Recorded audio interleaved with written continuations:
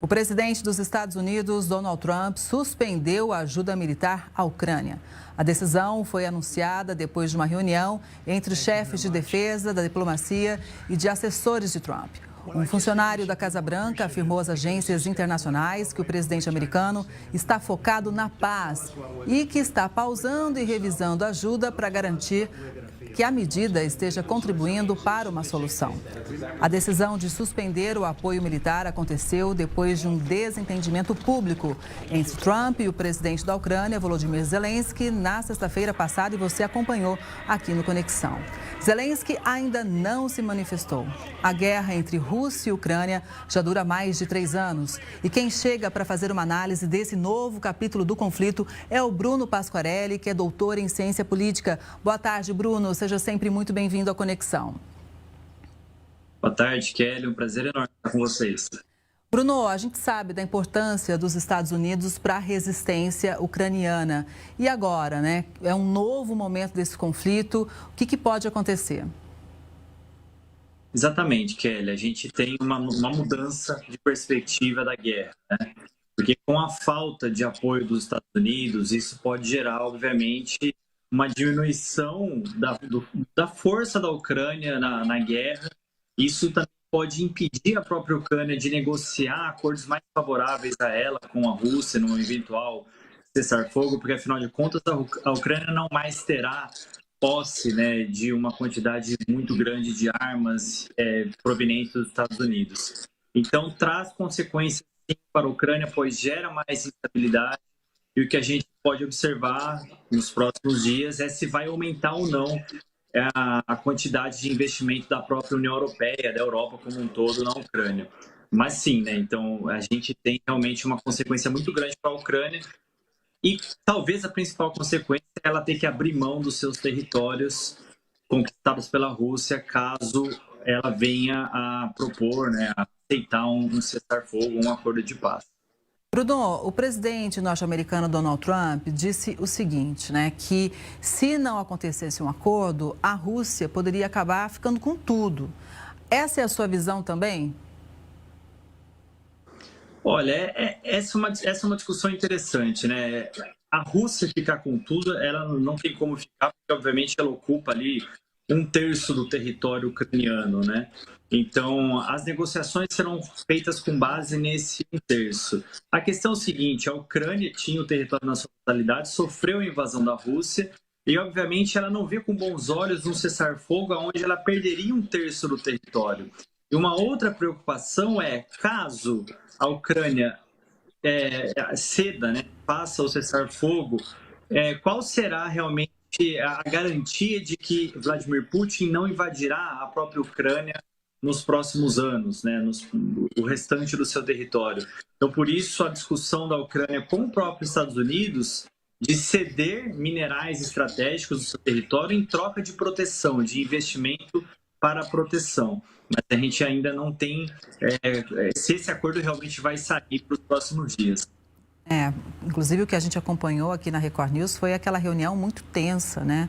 Onde acabou acontecendo um grande ruído entre Trump e o Zelensky. Olha, e de acordo com várias autoridades norte-americanas, o governo de Trump espera um reconhecimento público de Zelensky antes de qualquer negociação. Durante o bate-boca na sexta-feira, Trump e o vice dele afirmaram que não receberam nenhum agradecimento de Zelensky. Agora, os líderes esperam uma declaração do presidente ucraniano antes de discutir a continuação da ajuda estrangeira. O secretário de Estado, Marco Rubio, pediu que Zelensky se desculpe publicamente pela discussão durante a reunião na semana passada, uma reunião certamente histórica, não é, Bruno?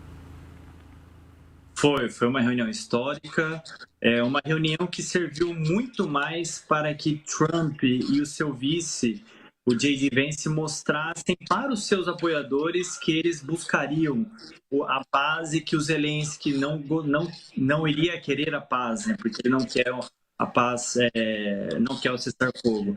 Então, claramente, essa reunião foi uma demonstração do Trump, do seu vice-presidente, para a sua base, né?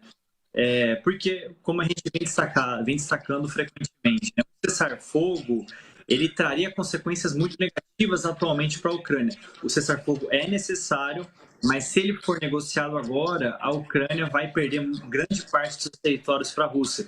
Por isso, essa posição do Zelensky de não aceitar o cessar-fogo, e a gente viu claramente um conflito muito grande entre os dois países naquela reunião.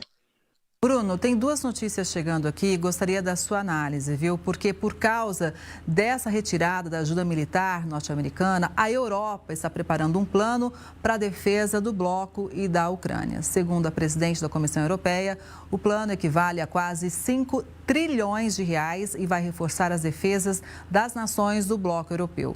Esse valor também pretende manter a força militar ucraniana durante as negociações com a Rússia. O pacote será apresentado aos 27 líderes da União Europeia durante uma reunião em Bruxelas, já na quinta-feira. Ontem, o primeiro-ministro britânico anunciou um plano para garantir a segurança da Ucrânia e pressionar a Rússia. A proposta prevê a continuidade da ajuda militar, novas sanções contra Moscou e a criação de uma aliança para garantir a paz permanente.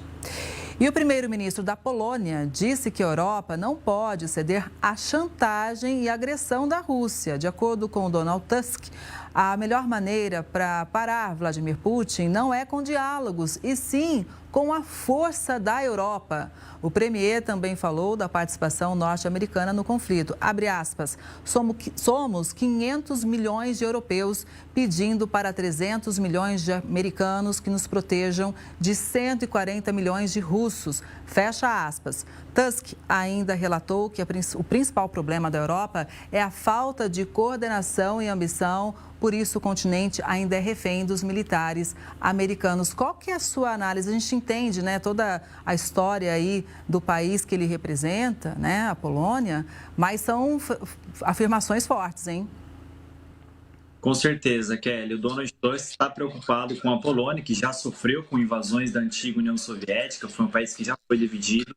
Então, realmente, é um país que se preocupa com possíveis avanços do Vladimir Putin, assim como Lituânia, Letônia e Estônia, que estão ali na fronteira com a Rússia. A questão central é que a Europa ela necessita do investimento dos Estados Unidos. E com a saída dos Estados Unidos, ela precisa aumentar o seu investimento orçamentário em defesa e segurança para investir na Ucrânia. E isso, como relatado pela Ursula von der Leyen, presidente da Comissão da União Europeia, isso vai estimar um aumento de 2 para 3% do PIB da União Europeia. E para isso é necessário o acordo dos 27 Estados-membros. E aí vem uma questão importante, nem todos os países concordam, melhor dizendo, com esse aumento de investimento. Muitos países europeus estão em crise econômica, né, crise energética, até a própria Alemanha, né, que tem uma crise energética muito importante, e outros países europeus apoiam politicamente Vladimir Putin, como é o caso do presidente da Hungria. Então, não necessariamente essa proposta de aumento do orçamento vai ser porque justamente muitos países europeus não apoiam as ações. Nós tivemos um problema no sinal com o Bruno, a gente vai tentar reconectar com ele, mas o fato que é um momento, então, de transição ali, de novas medidas da União Europeia. Acho que voltou, Bruno. É um momento, assim, delicado para a União Europeia, né? Sim, um momento muito delicado porque precisa justamente desse consenso entre os 27 Estados-membros e, como eu havia dito, nem todos são completamente favoráveis à pauta de ajuda à Ucrânia, como é o caso da Hungria. Então, essa proposta ela acaba sendo muito impopular, de aumentar o orçamento de 2 para 3% dos países ali envolvidos na União Europeia, e isso vai gerar muita discussão interna e não necessariamente vai ser aprovado. Então, a Europa, sem o apoio dos Estados Unidos e sem a aprovação de um orçamento maior, fica muito complicado o investimento na guerra da Ucrânia contra a Rússia. Bruno, e no meio disso tudo, o porta-voz do Kremlin disse que a normalização das relações com os Estados Unidos vai depender do fim da retirada das sanções. Dmitry Peskov afirmou que ainda é muito cedo para dizer qualquer coisa e não houve nenhuma declaração oficial. Apesar disso, uma reportagem recente da agência de notícias Reuters aponta que os Estados Unidos estão elaborando um plano para aliviar as sanções contra Moscou em uma tentativa de estreitar laços entre Trump e Putin. Uma onda de medidas contra a Rússia foi imposta por países ocidentais devido à guerra na Ucrânia. A tendência é essa, você acredita, é retirar realmente essas sanções para chegar a um acordo?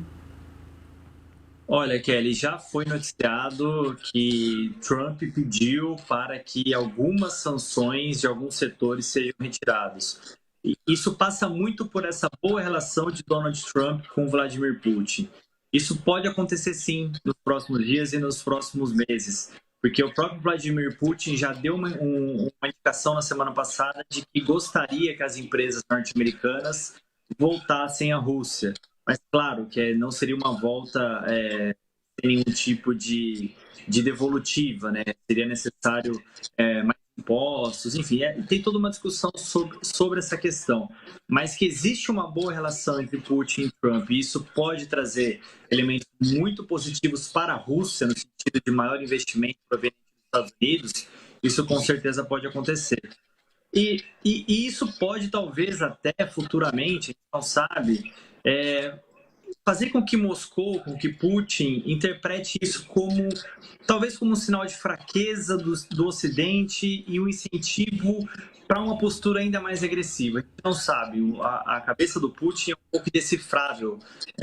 Então, mas isso pode levar até uma postura mais agressiva, porque a ideia do Putin é o seguinte: olha, como não fizeram nada quando eu invadi a Crimeia e como não fizeram praticamente nada agora nessa segunda invasão, por que eu, Vladimir Putin, não posso continuar fazendo outras invasões? Então, isso pode trazer, a longo prazo, consequências mais negativas para a Europa como um todo. Bom, de qualquer forma, né, mais de 3 anos de guerra, temos que tentar um caminho para a paz aí. A gente vai seguir acompanhando. Agora, tem mais notícias chegando, Bruno, sobre algo que impacta também vários países, mas de um jeito diferente. É que o governo dos Estados Unidos começou hoje a impor taxas mais altas para o México, o Canadá e a China. Para o México e Canadá, as tarifas são de 25% sobre produtos importados. O presidente americano defende a taxação como uma forma de proteger a indústria americana. Entre os produtos que podem ficar mais caros nos Estados Unidos estão carros, bebidas alcoólicas e até o setor imobiliário, que usa madeira canadense nas construções. Contra a China, as taxas seriam de 10%, mas Trump resolveu dobrar as tarifas, que agora são de 20% sobre os chineses. O Canadá respondeu imediatamente, anunciando taxas de 25% sobre produtos americanos. Inclusive, Justin Trudeau fez uma coletiva agora há pouco, hein? Já o México disse que também está pronto para responder às ações dos Estados Unidos. Bruno, como fica essa guerra comercial? Quais setores, quais empresas, então, sentiriam mais? Já citei alguns aqui. Exatamente, Kelly. A questão é que os exportadores, em geral, que exportam para os Estados Unidos, terão mais dificuldade para exportar para o mercado norte-americano. Por exemplo, como você ressaltou, né, o setor imobiliário, os Estados Unidos é um grande comprador de coníferas do Canadá. Isso pode fazer aumentar o custo da casa própria. Além de outros alimentos, como bebidas, né, como o caso da cerveja, a questão também do petróleo pode aumentar o valor dos combustíveis. Então, isso acaba, de certa maneira, gerando consequências para o mercado como um todo. E também o setor de carro, o setor automotivo, né? Então, isso faz que, muito provavelmente, os produtos no mercado interno norte-americano aumentem o seu valor. Isso, consequentemente, gera a necessidade de aumentar a taxa de juros para buscar mais investimento. E para o mercado mundial como um todo, isso também traz essa ideia de aumento da taxa de juros. Por exemplo, caso os Estados Unidos aumente a taxa de juros nesse período, o Brasil provavelmente vai ter que aumentar a taxa Selic também. Então, é um movimento que interrompe, quebra, né, as cadeias produtivas de valores como um todo, porque traz mais tarifas e que traz consequências para o mercado interno norte-americano e também, principalmente, para o mundo como um todo. Pois é, inclusive a China também anunciou medidas retaliatórias contra os Estados Unidos. Um porta-voz do governo chinês diz que o país estava disposto a resolver as preocupações norte-americanas pelo diálogo, mas não aceitaria ameaças de opressão. Washington critica a China pela incapacidade de combater a avalanche de fentanil, um opioide sintético que mata milhares de pessoas de overdose por ano nos Estados Unidos. Em resposta às taxas dos Estados Unidos, a China anunciou tarifas adicionais que afetam principalmente o setor agrícola americano. As taxas variam entre 10% e 15% e atingem vários alimentos nos Estados Unidos, como soja, trigo e frango. E tem restrições também em relação aos bens tecnológicos, Bruno. Ou seja, é um efeito cascata, né? Porque todo mundo sabe da potência que a China é também nessa questão, né, de tecnologia. Com certeza, Kelly. Como você bem ressaltou, né? Toda essa questão das tarifas norte-americanas geraram como consequência o aumento das tarifas por parte da China, que é uma medida muito comum no comércio internacional. O que nós temos é aumentando em produtos agrícolas, né? Então, produtos principalmente ali produzidos a soja, o milho, como você bem ressaltou. Isso pode até ser interessante em certo ponto, porque a China deveria buscar mais desses produtos em outros territórios, como o Brasil. O Brasil acaba, de certa maneira, sendo um mercado interessante para aumentar as suas exportações para a China. Então, não necessariamente um aumento do valor de produtos do agro, né, norte-americano traz consequências negativas para o Brasil. Muito pelo contrário, pode até trazer consequências positiva. Então, é sempre importante observar o tipo de produto que a gente está observando, o tipo de tarifa, para que a gente observe que país pode ou não ganhar esse jogo do comércio internacional. Bruno, neste momento, né, o primeiro-ministro do Canadá continua fornecendo uma entrevista ao vivo. A gente segue acompanhando tudo aqui em tempo real. Veja só como realmente é um assunto que, como impacta muitas pessoas, ganha proporção. Olha aí, imagens ao vivo de Justin Trudeau, o primeiro-ministro do Canadá, que confirmou, então, a tarifa de 25% em produtos americanos. Então, o país, ele reaplica, né? Ou seja, ele dá uma resposta à taxa dos Estados Unidos, mas a gente lembra que os Estados Unidos são uma grande potência, né? Claro que o Canadá ele tem a sua relevância, importância ali na relação país vizinho, mas quem ganha, quem perde aí em relação às empresas, Bruno? Olha, o Canadá, ele é o principal parceiro norte-americano, precisa muito dos Estados Unidos, né? Então, as empresas canadenses, por exemplo, de moradia, de petróleo, de produção de carros, elas perdem muito com isso. E aí, obviamente, com esse tarifaço, né, a tendência é que o Canadá busque novos mercados para fazer acordos com outros países, como a própria China, como a própria União Europeia. Então, é sempre importante destacar, né, o mercado internacional, o comércio internacional, ele acaba se adaptando. Os países vão procurar novos investimentos, novos acordos, novos países para escoar os seus produtos, porque eles vão procurar vender, obviamente, seus produtos mais caros. Mas Canadá e Estados Unidos sempre tiveram uma boa relação política e econômica, independentemente das tarifas, né? Então, pode ser que futuramente a gente tenha novas negociações para a diminuição das tarifas, porque é o que a gente sempre tem ressaltado nas falas, né? Esse tipo de tarifação ele vai fazer aumentar o valor de produtos básicos, produtos desde a produção do carro até o abastecimento do carro, né? O preço do petróleo, até a construção de casas. Isso vai trazer consequência para toda a população norte-americana e também canadense. Agora, é o seguinte, a gente fala que os países se reorganizam, né? Eles podem se organizar, fazer novas parcerias, mas nem sempre essas novas parcerias são nos moldes mais lucrativos, né? Até porque no momento de crise, que você precisa buscar novos parceiros, os novos barganham, né? Eles sabem que você precisa vender para algum lugar, que aquele seu antigo parceiro está impondo tarifas a mais, ou seja, é uma situação desafiadora para os países de uma forma geral, então. Com certeza, Kelly. É uma situação desafiadora e que a gente não sabe, por exemplo, pensando no Canadá, pensando no México, né, quais seriam os principais destinos das suas exportações, se entraria a China, se entraria a União Europeia como um todo. Lembrando, a União Europeia tem uma crise econômica também. Então, o que a gente observa disso tudo, politicamente, economicamente, é um mundo cada vez mais desintegrado. E um mundo desintegrado econômico e politicamente gera consequências negativas para a população como um todo, né, no sentido de aumento de preços. A gente vai sentir aumento de preço, pode ser que não sinta agora, mas nos próximos meses, muito provavelmente os preços aumentem, né, por conta de taxas de juros, a inflação aumentando. Então, isso traz consequências para o mundo como um todo. Olha, e ainda falando sobre novas tarifas de importação, Donald Trump prometeu aplicar taxas contra produtos agrícolas importados no próximo mês.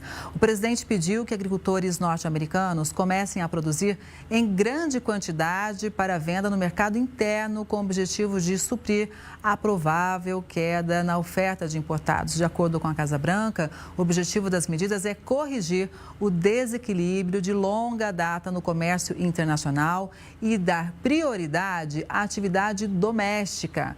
As taxas passam a valer em 2 de abril, data em que os Estados Unidos começam a cobrança de tarifas recíprocas. Ou seja, tem esse impacto também no campo. A única coisa que o campo precisa ali de um tempo para produzir a mais, né? Não é da noite para o dia, não. Sim, Kelly, essa é uma questão muito importante, né? Tem toda a questão da própria produção, da questão climática, né, que está cada vez mais instável, chove muito, faz muita seca, então não necessariamente isso vai ser suprido logo de cara.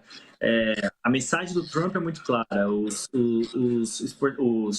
produtores do agronegócio norte-americano devem focar no comércio doméstico, né?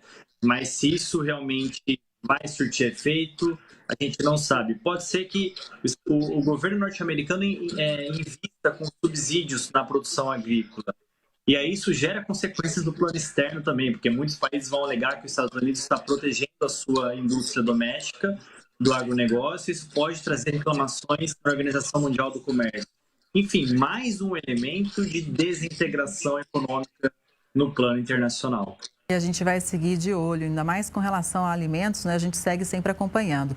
E tem mais uma notícia chegando para a sua análise, Bruno. O presidente dos Estados Unidos diz que está aberto a analisar um acordo comercial, sabe com quem? Com a nossa vizinha, a Argentina. Nessa semana, o presidente Javier Milei voltou a dizer que pode tirar a Argentina do Mercosul, caso isso ajude a fechar um acordo comercial com os Estados Unidos. Trump afirmou que vai considerar qualquer coisa. Milei defende que o Mercosul serviu apenas para enriquecer os industriais brasileiros, né? O fato é que realmente Milei já se colocou ali à disposição do Trump e pode ser que surja aí uma parceria mais forte entre esses dois países, né? Exatamente, Kelly, mas é sempre importante ressaltar: a Argentina é muito dependente no Brasil no seu comércio na América do Sul. Então, o Milei ele tenta esticar a corda para ver até onde ele consegue levar essa negociação. Se isso vai realmente gerar a saída da Argentina no Mercosul, eu acho muito, muito inviável para a própria Argentina. Acordos de livre comércio não podem ser realizados entre membros fora do bloco, né? Então, o acordo de livre comércio pode ser realizado entre Mercosul e Estados Unidos, mas não entre Argentina e Estados Unidos, porque isso traz um elemento contrário ao próprio bloco Mercosul. Isso também enfraquece as próprias negociações entre Mercosul e União Europeia, né, no acordo que está sendo finalizado basicamente na Europa, né? Então isso traz consequências negativas para o bloco. A gente não sabe quais serão as consequências caso isso seja fechado para a própria Argentina, né? Que tipo de acordo será esse? Mas Milei tem uma ligação ideológica muito forte com Donald Trump e ele usa dessa ligação para esticar a corda com o Mercosul, para tentar trazer algum tipo de benefício para si em uma eventual negociação. Mas eu acho muito difícil que a Argentina se retire do Mercosul como um todo. O fato é o seguinte, vai ter muito assunto para a gente analisar sempre aqui no Conexão. Muito obrigada, viu, Bruno? Uma boa tarde, até a próxima. Eu que agradeço, Kelly. Uma boa tarde e até a próxima. Até.